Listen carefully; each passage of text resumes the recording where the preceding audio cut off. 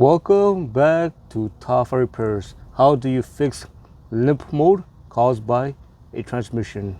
If you had your transmission replaced, or you had it rebuilt, or you replaced the parts in the transmission, or you changed a sensor, and suddenly your vehicle is stuck in limp mode caused by a transmission, I'm going to tell you guys some of the possibilities. If you had your transmission replaced or you had it rebuilt, there is a high chance that you're going to have a wire or connection issue.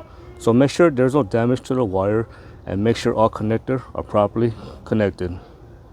Next, check the transmission speed sensor, such as the vehicle speed sensor, the input shaft speed sensor, and the output shaft speed sensor.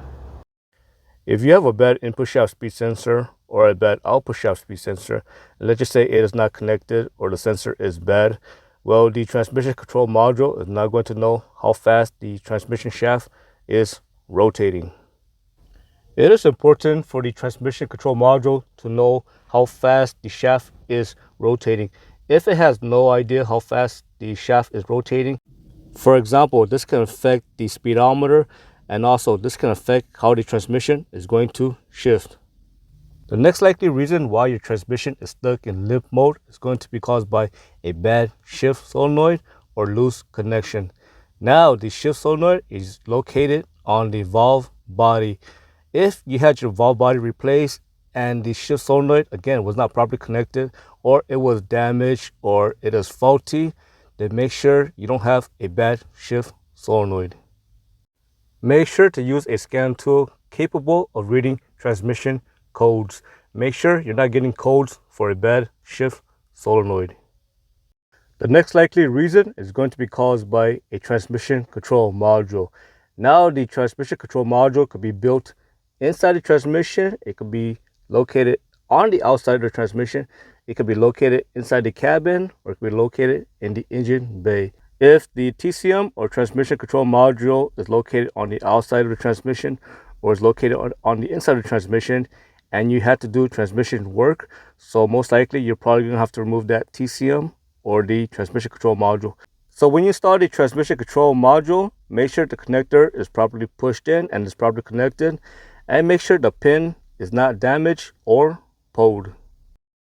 The next likely problem is you either have a bad transmission range sensor or it is out of position. It is important for the transmission range sensor to be in the correct position. If the transmission control module or the ECM cannot determine what position the transmission is in, it can set the vehicle into limp mode, and you can't go faster than second gear or 35 miles per hour. Next, you might have a bad torque converter clutch solenoid. If the torque converter clutch solenoid is faulty, this can definitely affect the torque converter operation. This can cause shuddering, stalling, and slipping.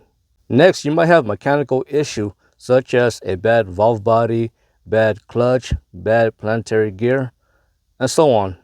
And lastly, make sure you don't have any major leak, and make sure your transmission is not low on transmission fluid. I hope you found this video useful. As always, thank you for watching, and subscribe to Top 5 Auto Repairs.